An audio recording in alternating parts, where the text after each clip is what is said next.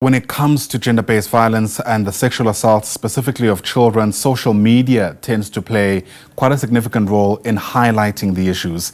The latest rape case, of course, making headlines is that of a 7-year-old girl in Matatiele. Her mother has made a video that's been posted on social media and has since gone viral, detailing what she knows to have happened. People, of course, took over from where she left off and used the power of social media to put pressure on authorities to notice this case and to act. So it gives us an opportunity to unpack the impact of social media activism, particularly within the South African context. A textbook case, of course, of this kind of activism also unfolded during the rape and murder, at least the case around Makwande. That's the teenager who was raped and murdered in Claremont, I think it was, in Cape Town. Let's unpack all of this and bring in our guest. Bridgette Matjuda is a social media activist herself and joins us now in our studios. So lovely to see you. Thank you so much for popping by. Thank you so much for having me, Ayanda. Even though we're speaking about what I reckon is such a heavy matter, but an important one nonetheless. One of the matters I alluded to in my introduction there is what's taking place in Matatiele. The school at the center of this rape that's taken place has faced pressure to be closed down by the Provincial Education Department. But what's since emerged is how we cover stories like this and the responsibility specifically on the media to protect children who are involved in such cases. And what's been mentioned is the potential dangers of naming a child who is said to have been involved in this really atrocious act. And I wonder what your activism says about whether or not we should be naming this child in Matatiele and the potential dangers that come with that. Ayanda, it is very good that the law protects children and that their identities should remain hidden, which is why it's very important that there has been an outcry on social media to not share the children's real names or their real photos. Even if they have had access to their parents' social media, it is absolutely prohibited for their real images of the children, because they are minors, to be used and for their names to be put out there. Yeah, and it's a bit difficult to balance this, right? Because as we speak, part of the reason why so many people know about this particular case is because there's a hashtag bearing what we thought to be the name of this child trending on social media. Yes. So a hashtag is one of the ways in which social media can keep track of the news, and get updates and to quickly spread the word. So that's where the power and the impact of social media also comes in.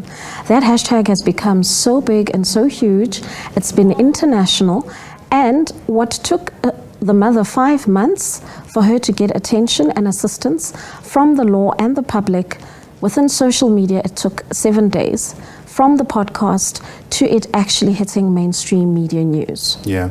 Since then, there's been a couple of marches that have been held, statements from political parties that have been released. In fact, the ANC's Secretary General has just spoken about this, condemning what's taken place.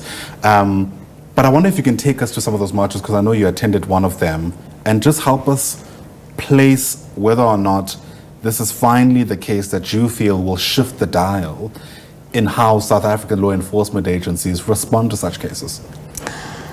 Social media has changed how things are done. Now, if we take back and go back on this case, the mother tried all options possible. She went the legal route. She tried to get assistance. She did everything in her power that is known to be legally correct and sound. And for 5 months, she was even intimidated in her story that she mentioned, on the podcast, where the principal, it is said to her, these rumors are not good for the school, you're ruining our image, you need to really stop. And she said, my daughter has been violated. Who is helping her? There's no ways that she can stop. And putting things into context, the mother has her own rape case, which was never resolved. So she vowed that even if it means that it is her blood, she will do whatever it takes for her child to get the justice that she deserves. So it is very important to note, that there is power in one voice, in unity online, when we stand together, as South Africans against such injustices. Yeah. Making the noise on social media has its place, but of course what hopefully happens ultimately is that justice is served. And I wonder what else you reckon people can be done to move what's called keyboard activism to material change, right? Because let's face it, what's taking place in Matatiele is incredibly, I'm trying to even find the appropriate word outside of disheartening, but it's incredibly worrisome, and we could find more stronger terms than that. However, it's not unique. We've come across instances like that before, where there's shock value, there are hashtag, there are trends, but then people ultimately move on. Now, to show the power in this instance of social media, the spirit of Ubuntu has been reawakened. People have assembled, funds have been raised, and put together for the mother, because they lost a lot of resources with the child getting medical attention. So umphakathi uhlanganisile imali, gotten the details from the mother. Everyone is contributing, whether it's just a 2 rand, a 5 rand, a 10 rand. Collectively, it's actually been more than 100K in just a few days. Also, in terms of the petition that is being signed, that also puts pressure for people to act that are of the law and that can assist in the case. The petition currently is over 892,000 signatures that have been put down. There's been a lot of unity. There are races that are coming together, and they are saying none of our children should have to go through this. And if we don't stand up as parents, no one else will. So it's a whole lot more than just keyboard warrior, Action is being taken. A lot of media and podcasts are making noise about this. Children are being made aware, to get self-defense classes. Parents as well the teachers are now encouraging parents to get to spend time with their children, to know their children, to see these strange behaviors, as the mother picked up from this child, with the father, to say, but why is she walking like that, and things like that. So it is helping to bridge the gap. Sure. One has to wonder what kind of impact this will have on this child. From what I've heard, and I don't know how much of it is true, of course, but this was a child who was doing relatively well, in fact, in school. And again, I think whatever happens, whatever form the activism takes, what should be prioritized is this child's physical and psychological well-being. And how best do you reckon, Bridgette, we could do that as people, really charge at the alleged perpetrators who are said to be behind this?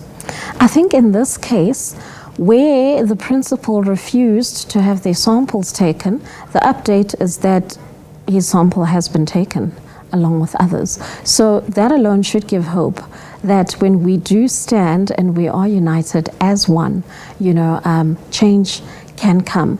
Another also good example is the Big Brother's Sweet Guluva, That caught the attention of Somizi to such an extent, the power of social media, and how everyone stood together to vote to assist Sweet Guluva with the win and his victory. Somizi made a video to say, listen, we are tired. Some of us don't even watch Big Brother, but then that goes to show you that the power of social media landed where it needed to. Now look at this current case. The very same Somizi stepped in and said, wow, wait, with this hashtag, I, out of my own personal resources, am willing to assist the mother and the child with legal fees. There have since been other public figures that have stood up to assist. So there's definitely unity, there's definitely power in social media, and it cannot be ignored or denied. As we round up our discussions, there's been all manner of claims around how the school responded to this, right? And the principal at the center of the allegations as well. And I have no doubt there are other schools watching. God forbid anything happens similar to what's taken place in Matatiele. But if they are confronted with this kind of case or any other, what should be the approach of the school? at the very least, so that their own intentions aren't thrown into question? I think being clear. The children come first. It's always the children's health, the child's safety. You know, a child cannot be expelled from school because they are the ones that were violated. That doesn't make sense. The child didn't bring this upon himself or herself. You know, so there needs to be a lot of love and kindness and tenderness that goes into this.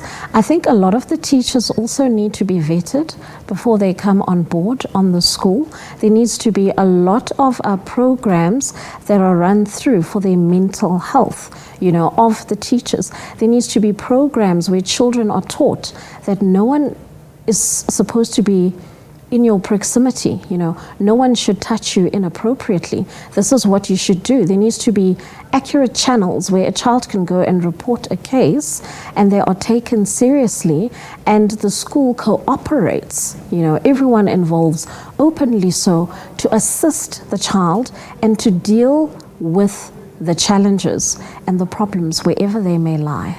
Absolutely. Such an indictment on our society that something like this could happen. But thank you for helping us think through some of the delicacies of what ultimately takes place in response to that. So Bridgette Matjuda, thanks very much indeed for coming by.